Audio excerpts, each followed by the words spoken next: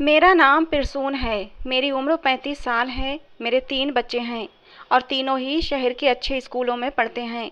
मुझे अपने तीनों बच्चों से बहुत प्यार है और उनके अच्छे फ्यूचर के लिए मैं बहुत मेहनत करता हूँ। मेरी अपनी कपड़े की दुकान है जो आजकल कुछ कम चलती है। मेरी शादी मेरी एक दोस्त से हुई थी। वो है तो बहुत खूबसूरत मगर ज़बान की बहुत तीखी है। जो दिल में आता है वो मुंह पर बोल देती है, फिर चाहे वो सामने वाले को अच्छा लगे या न लगे। मैं अक्सर उसे समझाता हूँ कि ऐसा नहीं करना चाहिए। अगर तुम्हें किसी की बात बुरी भी लगी है तो मुंह पर मत बोला करो। लेकिन उसे मेरी बात समझ ही नहीं आती। वो कहती है कि मैं डरपोक नहीं हूँ बल्कि बहादुर हूँ, कि दूसरों के मुंह पर ही उनकी बुराई उन्हें बता देती हूँ। लेकिन मुझे उसकी ये आदत बिल्कुल पसंद नहीं आती थी। अक्सर मैं उसकी इन बातों को नज़रअंदाज कर जाता था और उसकी इन्हीं हरकतों की वजह से आजकल मैं उसे कुछ खिंचा खिंचा सा रहने लगा था। कम से कम इंसान को बोलने से पहले इस बात का ख्याल तो रखना चाहिए कि सामने वाले को उसकी बात बुरी भी लग सकती है। मैं आजकल अपनी दुकानदारी कम होने की वजह से बहुत परेशान रहने लगा था। हालांकि मैं भगवान में विश्वास करने वाला आदमी था। दुकान खोलने से पहले मैं भगवान की आरती किया करता था कि भगवान मेरा बिजनेस खूब फले फूले। लेकिन मुझे लगने लगा था कि जैसे भगवान मुझसे नाराज हो गया है। दिन इसी तरह गुजर रहे थे। एक दिन मैं दुकान पर बैठा हुआ था। कोई भी ग्राहक नहीं आया था। दोपहर हो चुकी थी लेकिन एक भी ग्राहक की शक्ल नहीं देखी थी। गर्मी के दिन थे और गर्मी के मारे मेरा बुरा हाल था। लाइट भी चली गई थी। हाथ से पंखा झल रहा था। मेरी नज़र सामने वाले कपड़े की दुकान पर जमी हुई थी, जहाँ एक के बाद एक ग्राहक आ रहा था और ढेरों खरीदारी करके जा रहा था। ऐसा नहीं था कि मेरी दुकान छोटी थी या कपड़ा कम था। मेरे पास हर तरह का कपड़ा मौजूद था, लेकिन फिर भी लोग मेरे पास कम ही आते थे। मैं अभी उसी दुकान पर नजरें जमाए बैठा हुआ था, तब अचानक एक तरफ से एक भिखारन आकर मेरी दुकान के सामने खड़ी हो गई और हाथ फैलाकर मुझसे कुछ मांगने लगी, मगर मेरा ध्यान तो सामने वाली दुकान की तरफ ही था। मेरे दिल ने एकदम से भगवान से शिकायत कर दी कि आखिर मेरी दुकान पर कमी क्या है, मेरी दुकान पर कोई क्यों नहीं आता। तभी उस भिखारी ने ऊंची आवाज़ में कहा था, बाबूजी मुझे कुछ कपड़ा दे दो। उसकी तीखी और तेज आवाज़ सुनकर मैं चौंक कर उसे देखने लगा था और फिर देखता ही रहा था। वो ऊंची लंबी एक जवान और खूबसूरत औरत थी। एक घिसा हुआ पुराना सा सूट पहन रखा था जो काफ़ी गंदा हो चुका था। पाँव में पुरानी सी चप्पल थी, जबकि उसके गोरे रंग पर नाक में एक लौंग भी दमक रही थी जो उसके गोल चेहरे पर बहुत खूबसूरत लग रही थी। चेहरे पर जगह जगह मिट्टी भी लगी हुई थी, फिर भी वो अच्छी लग रही थी। मैंने उसे देखा तो बस देखता ही चला गया। उसके चेहरे पर इतनी मासूमियत थी कि उसे देखकर दिल ही नहीं भर रहा था। उसने मुझे खोया हुआ देखकर फिर से कहा, बाबूजी कुछ कपड़ा दे दो, मैं भिखारन हूँ। उसकी विनती सुनकर मैं होश में आ गया। उसकी तरफ ध्यान दिया। वो हसरत भरी निगाहों से मेरी दुकान में लगे कपड़ों को देख रही थी। मैंने कहा, दे दूंगा, पहले ये बताओ कौन हो तुम। उसने कपड़ों से नजरें हटाकर मुझे देखा और कहा, मेरा नाम गोपी है, मैं एक भिखारन हूँ। मुझे उसका नाम काफ़ी प्यारा लगा था। मैंने फिर से पूछा कि कहाँ से आई हो। उसने बताया कि यहाँ से कुछ दूर एक वीरान जगह पर मेरा बसेरा है, वहाँ पर झोपड़ी में रहती हूँ। मैंने सुनकर सिर हिला दिया और एक खूबसूरत सा सूट उसे निकाल कर दे दिया कि ये लो। कपड़े लेकर वो बहुत खुश हुई और अपनी थैली में डाल लिए। धन्यवाद बाबूजी। उसने मेरे द्वारा दी गई चुन्नी को अपने सर पर डाल लिया था। कहने लगी, मैं अच्छी लग रही हूँ ना। वो सच में ही उस चुन्नी में बहुत प्यारी लग रही थी। मैंने कहा, हाँ अच्छी लग रही हो। उसने एक बार फिर से मेरा धन्यवाद किया। उसने वो कपड़े तय किए और थैली में डाले और मुँह ही मुँह में कुछ गुनगुनाती हुई दुकान से निकलकर अपने रास्ते पर चली गई। मैं अभी तक उसकी गुनगुनाहट और चेहरे पर छाई हुई खुशी में खोया हुआ था। अभी उसे गए 5 मिनट ही हुए थे कि तभी मेरी दुकान पर एक औरत कपड़े लेने आ गई। मैंने उस भिखारन को अपने दिमाग से निकाल दिया और उस औरत को कपड़े दिखाने लगा। अभी मैं उस औरत से फ्री हुआ था कि 2-3 औरतें और आ गईं और कपड़े देखने लगीं और फिर ये सिलसिला चल निकला। अभी पहला ग्राहक जाता नहीं कि दूसरा आ जाता और फिर सारा दिन यही हाल रहा। मेरी दुकान पर ग्राहक बढ़ते ही जा रहे थे। एक एक ग्राहक कम से कम 5-6 सूट खरीदता। अब मेरे पास इतना समय भी नहीं बचा था कि मैं बैठकर देखता कि सामने वाली दुकान पर कितने ग्राहक आते हैं और कितने गए। सारा दिन मेरे पास ग्राहकों की लाइन लगी रही। शाम तक मेरे सारे कपड़े बिक चुके थे और आज पहली बार इतने ग्राहकों को निपटाकर और लगभग खाली दुकान को देखकर मैं हैरान रह गया कि आज ये सब कैसे हो गया। एक ही दिन में इतने सारे ग्राहक आए और सारी दुकान खाली हो गई। मैंने सारे पैसों को इकट्ठा किया और उन पैसों से ढेर सारे कपड़े खरीद कर अपनी दुकान में फिर से भर लिए। बाकी बचे हुए पैसों को घर लेकर आया और अपनी पत्नी को जाकर ये सब बताया, जिस पर वो भी बहुत खुश हुई और भगवान का धन्यवाद किया। अगले दिन रूटीन के मुताबिक मैं फिर से दुकान पर पहुंचा और ग्राहकों का इंतजार करने लगा। लेकिन उस दिन फिर से वो भिखारिन सबसे पहले मेरी दुकान पर आ खड़ी हुई। लेकिन मैं ये देखकर हैरान हो गया कि उसने कल वाला ही वही गंदा सा सूट पहन रखा था। हालांकि कल मैंने उसे एक नया सूट दिया था, फिर भी वो वही गंदा पुराना सूट पहनकर आ गई थी। लेकिन वो मुझे अच्छी लगने लगी थी और उसको देखते ही मुझे अपना दिल हल्का सा महसूस होता था। उसने कल की तरह आज फिर कहा, बाबू मुझे कपड़े दो ना।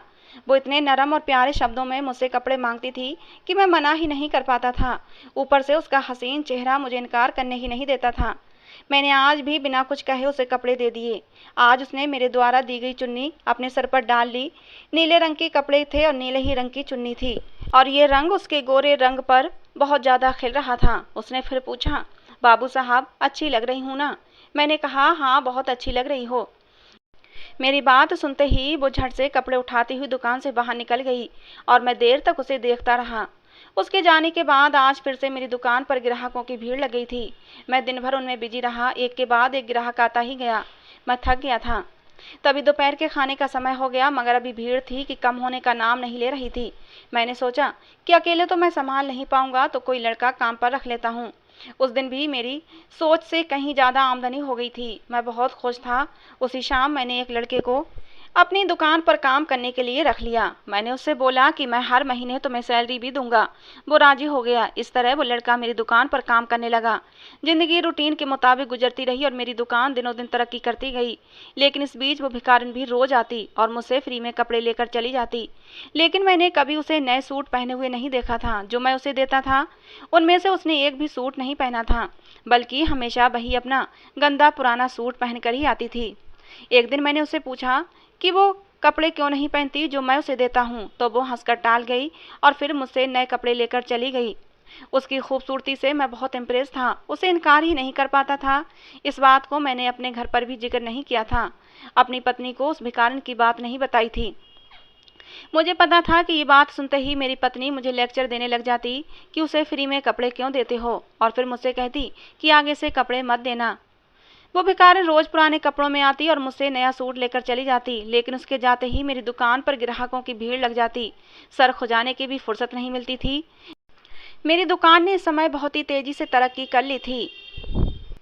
मेरे घर में अब पैसे की रेल पेल होने लगी थी। मुझे बहुत हैरत होती कि उस भिखारिन के आने से ही मेरी दुकान पर ग्राहकों की भीड़ क्यों लग जाती थी। पहले तो कभी ऐसा नहीं हुआ था कि मेरी दुकान पर इतने ग्राहक आते हों, बल्कि मैं तो हर समय खाली बैठा रहता था और सामने वाली दुकान को देखता रहता था, जहां हर समय भीड़ लगी रहती थी। मैं इसी लालच में उस भिखारिन को रोज नए कपड़े दे देता। लेकिन अब मुझे उस पर शक होने लगा था। कुछ सोचकर मैंने इस मामले के बारे में पता लगाने की सोची कि आखिर पता तो करूं कि इस सब के पीछे कारण क्या है।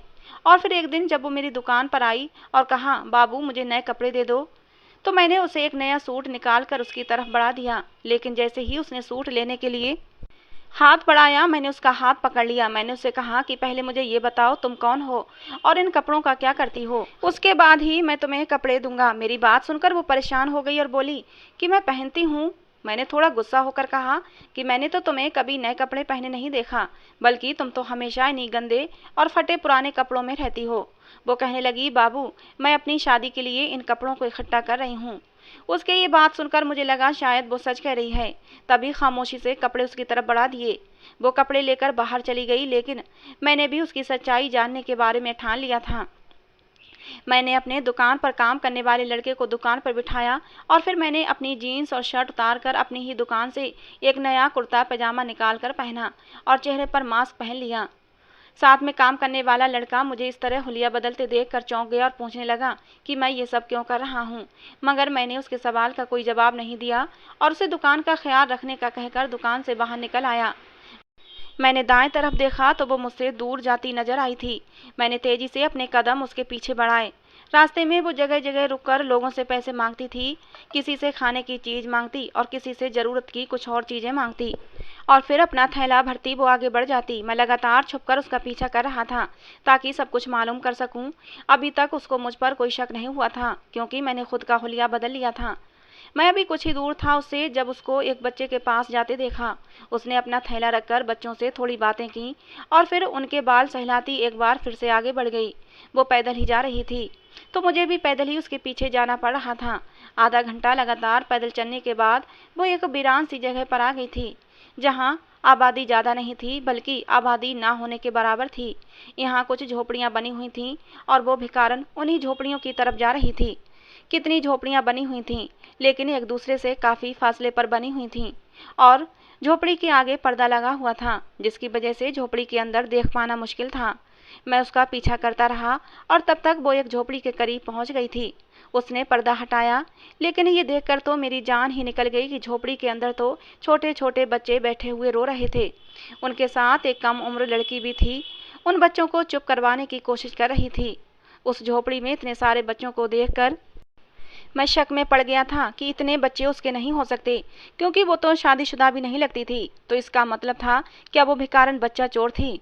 यकीनन उसने इन सारे बच्चों को चुराया होगा और अब उनको अपने कब्जे में कर रखा होगा। या तो ये इन बच्चों के बदले उनके माँ बाप से पैसे लेगी या फिर इनको अपने साथ भीख मांगने के धंधे पर लगा देगी और फिर पैसे कमाएगी। या फिर ये भी हो सकता है कि ये बच्चों को गैर कानूनी तरीके से बेच देती हो। ये सारी बातें मेरे दिमाग में आने लगी थीं और अब मुझे उस भिखारन से हमदर्दी होने पर खुद पर अफसोस हो रहा था। मैं खुद को कोस रहा था कि उसकी मासूम और खूबसूरत शक्ल देखकर मैं पिघल गया था और उसे इतने समय से फ्री में कपड़े देता रहा। मैं एक पेड़ के पीछे छुपा खुद को कोस रहा था जबकि मेरी नज़रें सामने भिखारन पर ही टिकी हुई थीं जो उस कम उम्र लड़की से कुछ कह रही थी। वो लड़की सर हिलाती उसे कुछ बता रही थी। बच्चे लगातार रो रहे थे जिसकी वजह से उस भिखारिन ने अपने थैले में से सबको फल निकाल कर दिए। सारे बच्चे लगभग 3 से लेकर 10 साल तक के थे। मैं अभी उसी को देख रहा था जब साथ वाली झोपड़ी का पर्दा हटा और वहां से एक बूढ़ी औरत बाहर आई। मैंने देखा वहां भी 8 से 10 बच्चे नजर आए थे और सब 9-10 या तकरीबन 11 साल के थे जिनमें लड़के और लड़कियां दोनों ही थे। वो औरत अब इस भिखारन के पास आकर हाथ हिला हिलाकर कुछ कह रही थी जिस पर वो भिखारन उस बूढ़ी औरत को कुछ बता रही थी। अब मुझे घबराहट होने लगी थी और घबराहट की वजह से मेरा शरीर पसीने पसीने होने लगा था। मुझे लग रहा था कि ये तो उसका पूरा गिरोह है और इनका ये बच्चों वाला बिजनेस दूर दूर तक फैला हुआ है। इतने सारे बच्चों को इसने कैद करके रखा हुआ है। मैं वहां से वापस अपनी दुकान पर आ गया और कपड़े बदलकर गहरी सांस भरकर खुद को रिलैक्स करने लगा। ये सब कुछ देखकर मेरा दिमाग हिल गया था। समझ नहीं आ रहा था कि क्या करूं। मैंने काम वाले लड़के को छुट्टी दी और दुकान बंद करके घर आ गया। बार बार मेरी नज़रों के सामने उन मासूम और रोते हुए बच्चों के चेहरे घूम रहे थे जो उस भिखारिन की कैद में थे। न जाने वो उनके साथ क्या करने वाली थी। यही सोचकर मेरा शरीर पसीने पसीने हो रहा था।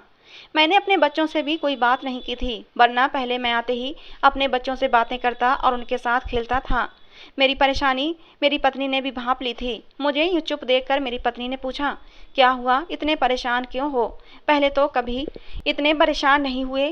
पहले तो मैंने टाल दिया कि कोई बात नहीं, लेकिन जब वो जिद पर अड़ गई तो उसे सब कुछ बता दिया सिवाय इस बात के कि मैं उसे रोज नए कपड़े देता था। अगर मैं उसे ये बात बता देता तो वो मुझे बेवकूफ़ समझकर समझाने लग जाती कि आखिर तुमने ऐसा क्यों किया, फ्री में इतने सारे कपड़े क्यों दिए। मेरी बात सुनकर वो भी सोच में पड़ गई थी कि ये मासूम बच्चों की जिंदगियों का सवाल था। अचानक उसने कहा कि सबका हल सिर्फ ये है कि पुलिस को सब कुछ बता दिया जाए ताकि वो खुद ही बच्चों को उस भिखारिन से छुड़ा सके और उन्हें उनके माँ बाप तक पहुँचा सके। इस तरह आपकी टेंशन भी ख़त्म हो जाएगी और बच्चे भी अपने माँ बाप के पास पहुँच जाएंगे। अपनी पत्नी की बात सुनकर मैं भी सोच में पड़ गया। कह तो वो ठीक रही थी। यहाँ बात 1-2 बच्चों की नहीं बल्कि 20-25 बच्चों की थी जो उस भिखारिन की कैद में थे और अपनी माँ बाप से दूर तड़प रहे थे। एक अकेला मैं उस भिखारिन से नहीं लड़ सकता था और फिर उसके पूरे गिरोह को पकड़ना बहुत मुश्किल था। पुलिस ही सारे मामले को अच्छे से हैंडल कर सकती थी। अगर मैं अकेला ही इस मामले में पड़ता तो शायद मैं खुद भी इस मामले में फंस सकता था। अपनी पत्नी की बात पर सोच विचार करके मैं इस नतीजे पर पहुंचा कि ये मामला पुलिस तक ही जाना चाहिए। अगले दिन भी वो भिखारिन सूट लेने आई थी तो मैंने बिना कुछ कहे सूट उसे दे दिया। फिर काम वाले लड़के को दुकान पर बिठाकर मैं पुलिस स्टेशन की तरफ रवाना हुआ। पुलिस स्टेशन पहुंचकर मुझे आधा घंटा इंतजार करना पड़ा और फिर इंस्पेक्टर के फ्री होने पर मैं उसके पास जा पहुंचा। इंस्पेक्टर के पहुंचने पर मैंने उसे सब कुछ बता दिया, जिसे सुनकर इंस्पेक्टर ने कहा कि वो खुद इस मामले को हैंडल करेगा। पुलिस वाले ने कहा कि तुम हमें बस उस जगह की लोकेशन बता दो या फिर हमारे साथ चलो। मैंने इंस्पेक्टर को उस जगह के बारे में बताया और कहा कि मैं आपके साथ ही जाऊंगा ताकि सब कुछ अपनी आंखों से देख सकूं। मैं इंस्पेक्टर से कुछ देर और बातें करता रहा, फिर वहां से निकल आया। रूटीन के मुताबिक काम निपटाए शाम को इंस्पेक्टर का फोन आ गया कि वो इसी समय वहां रेड करने जा रहे हैं ताकि जल्द से जल्द बच्चों को छुड़वाया जा सके और उनके माँ बाप तक पहुंचा जा सके। कहीं ऐसा ना हो कि उन्हें देर हो जाए और वो भिखारन बच्चों को आगे कहीं पहुंचा दे। मैं उसी समय पुलिस थाने की तरफ रवाना हुआ और इंस्पेक्टर से जाकर मिला। इंस्पेक्टर पूरी तैयारी में था। 15 पुलिस वालों की टीम तैयार थी और फिर मेरे आते ही सब उस वीराने की तरफ रवाना हुए। रास्ते में वो मुझे मेरे बारे में भी पूछ रहा था कि मैं कौन हूँ, क्या करता हूँ, तो मैंने भी बिना कुछ छुपाए उसे अपने बारे में सब कुछ बता दिया। और फिर छुपाने वाली तो कोई बात नहीं थी। इसी बीच वो मुझे जुर्म करने वाले लोगों के बारे में भी बताता रहा कि कैसे लोग एक दूसरे के दुश्मन बनकर एक दूसरे को नुकसान पहुंचा रहे हैं। अपने अपने फायदे के लिए दूसरों को मारना, लूटना, उन्हें नुकसान पहुंचाना बहुत आम हो गया है। वो कहते हैं ना कि अपना काम बनता और भाड़ में जाए जनता। मैं पुलिस इंस्पेक्टर की बातों से सहमत था। बातों बातों में हम उस वीराने के पास पहुंच चुके थे। इंस्पेक्टर ने गाड़ियों को कुछ ही दूर रुकवा लिया था और अपने पुलिसकर्मियों को वहां की झोपड़ियों को चारों तरफ से घेरने को बोल दिया। सारे पुलिसकर्मियों ने झोपड़ियों को चारों तरफ से घेर लिया। मैं गाड़ी के अंदर ही बैठा था क्योंकि पुलिस इंस्पेक्टर ने मुझे बाहर आने से मना कर दिया था कि बाहर आने पर तुम्हें खतरा हो सकता है। ऐसा न हो कि गिरोह के लोग हमला कर दें, ऐसे में तुम्हारी जान को खतरा हो सकता है। मैं भी गाड़ी के अंदर बैठा ही इन लोगों की कार्रवाई देख रहा था। झोपड़ियों को घेर लिया गया था और इंस्पेक्टर अब उस भिखारिन को बाहर आने के लिए कह रहा था। इंस्पेक्टर की आवाज़ सुनकर वो भिखारिन, वो बूढ़ी औरत और वो कम उम्र लड़की बाहर आ गए थे। इंस्पेक्टर ने कहा कि फौरन अपने आप को हमारे हवाले कर दो। वो तीनों कुछ परेशान सी लग रही थीं। मैं दूर बैठा उनके चेहरे के हाव भाव को देख रहा था। भिखारिन हाथ जोड़कर इंस्पेक्टर से कुछ कह रही थी, लेकिन इंस्पेक्टर ना में सर हिला रहा था। थोड़ी देर में झोपड़ी से बच्चे भी बाहर आ गए थे और वो ये सब कुछ देख रहे थे और रो रहे थे। इंस्पेक्टर ने अपने पुलिसकर्मियों को समझाया कि वो इन तीनों को गिरफ्तार कर ले। वो तीनों रोती हुई हाथ जोड़ रही थीं, लेकिन इंस्पेक्टर नजरअंदाज करते हुए हथकड़ियां डालकर उन तीनों को वैन में डाल चुका था। कुछ देर बाद झोपड़ियों की तलाशी ली गई मगर कुछ भी खास नहीं मिला। किसी तरह से कोई हमला भी नहीं हुआ था। शायद उसके साथी कहीं छुपकर बैठे हुए थे या फिर वहां मौजूद ही नहीं थे। सारे बच्चे रो रहे थे, लेकिन उनको जल्दी ही जीपों में सवार कर लिया गया और फिर वापस थाने की तरफ चल दिए।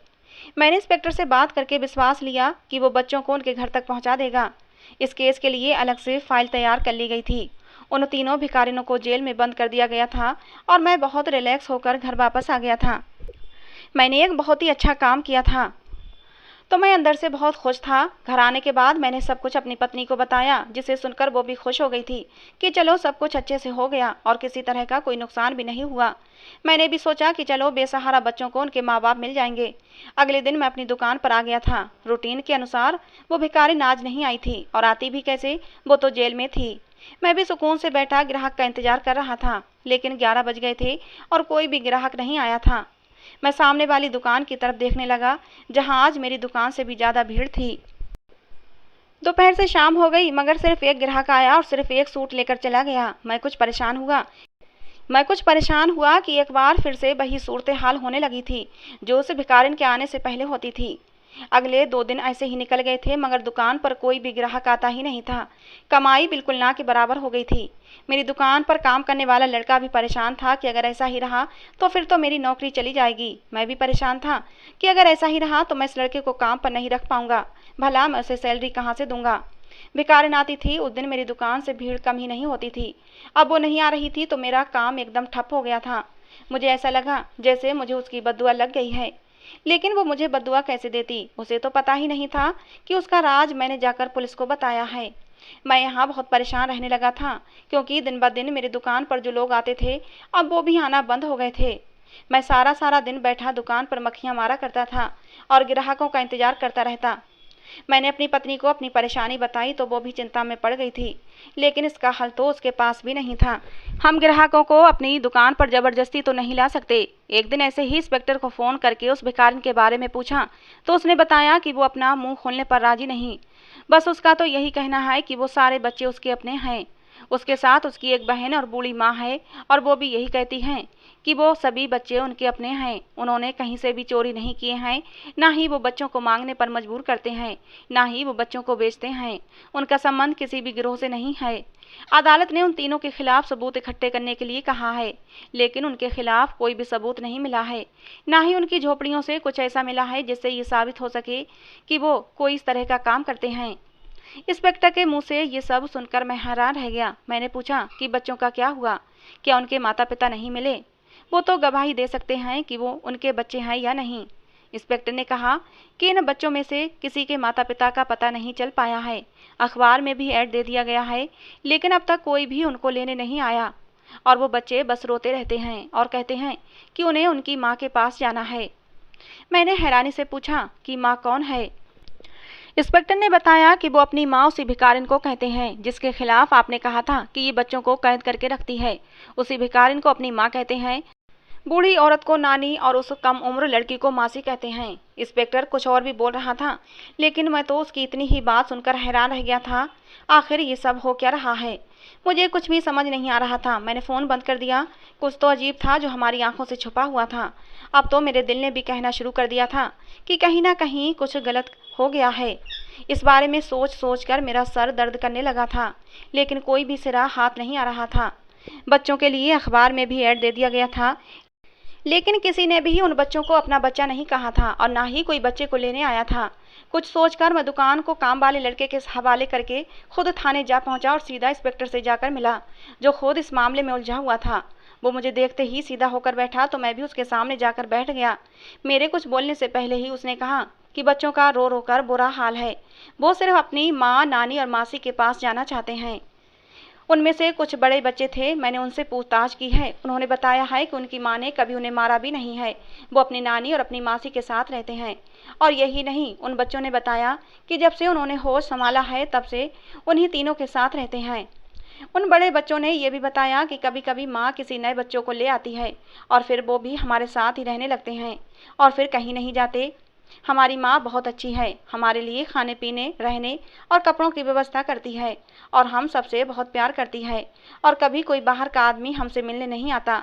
इंस्पेक्टर की बातें सुनकर मैं उलझ गया था। मैंने इंस्पेक्टर से पूछा, तो इस सब का क्या मतलब है? इंस्पेक्टर ने कहा कि मुझे तो लगता है कि आपने जो कुछ बताया था वो सिर्फ एक गलतफहमी है।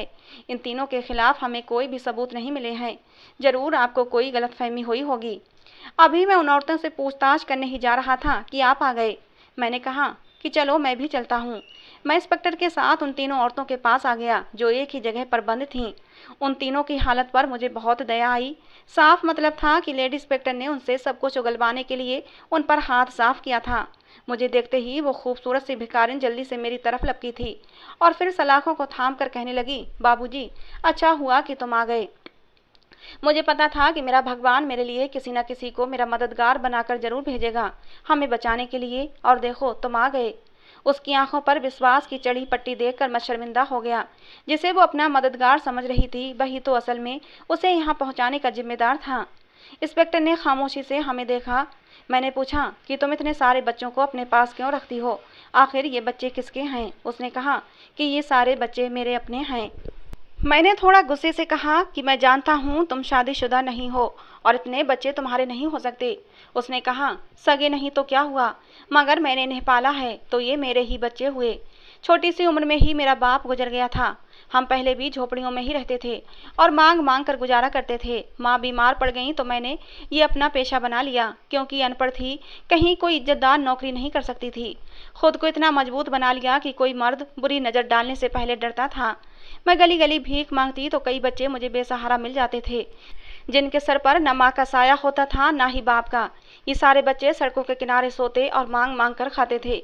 कुछ बच्चे तो इतने छोटे होते कि उनको पता ही नहीं चलता था कि वो क्या कर रहे हैं, और कुछ बच्चे तो मुझे ऐसे मिले थे जो सिर्फ 1 या 2 दिन के थे। शायद किसी के पाप की वजह से वो इस दुनिया में आ गए थे। मैं उन बच्चों को कूड़े में से उठा लाती थी और उन्हें पालती थी, उनकी देखभाल करती थी। ऐसे करते करते मेरे पास 20-25 बच्चे जमा हो गए। लोग बच्चों को खुद से दूर करते हुए ये भी नहीं सोचते कि ये कितना बड़ा पाप है। अनाथ बच्चों के रिश्तेदारों का फर्ज होता है कि वो इन अनाथ बच्चों की परवरिश करें, मगर आज के दौर में इंसानियत जैसे मर गई है। बच्चों के अनाथ होते ही उनके रिश्तेदार भी उन्हें भूल जाते हैं। आप इन बच्चों से खुद पूछ लो, मैंने इन बच्चों को पाला है, मेरी बूढ़ी माँ ने और मेरी बहन ने पाला है। उस भिखारिन की बात सुनकर मैं शर्मिंदा हो गया कि मैंने कितना गलत समझा था। इंस्पेक्टर ने अदालत में जमा करवाई रिपोर्ट वापस ले ली थी और उस भिखारिन की माँ और बहन और बच्चों को छोड़ दिया गया था, लेकिन अपने तौर पर कुछ समय तक उन पर नजर रखवाई थी। लेकिन सब कुछ वैसा ही था जैसा उस भिखारिन ने कहा था। इंस्पेक्टर ने कुछ लोगों के साथ मिलकर एक छोटी सी जगह पर एक मकान उनके लिए बनवा दिया था, जिसमें वो सारे बच्चों के साथ रहने लगी थी। मुझे और इंस्पेक्टर को न जाने उसने कितनी दुआएं दी थीं। मैं भी उन बच्चों के लिए कपड़े और खाने पीने का सामान भेजता रहता हूँ। और भगवान का करिश्मा फिर हुआ कि मेरी दुकान पर ग्राहकों की भीड़ बढ़ने लगी थी। और तो और उस इंस्पेक्टर का भी प्रमोशन हो गया था। मुझे अब समझ आ गया था कि ये एक गरीब को दिए गए पुण्य का फल था। मैं भगवान का धन्यवाद करने लगा कि समय रहते मुझे सारी सच्चाई पता चल गई थी। तो दोस्तों, आज की हमारी ये कहानी आपको कैसी लगी ज़रूर बताना। पसंद आई हो तो प्लीज़ लाइक करना। ऐसी और कहानियाँ सुनने के लिए हमारे चैनल को सब्सक्राइब करना। कहानी को अंत तक सुनने के लिए आप लोगों का बहुत बहुत धन्यवाद दोस्तों।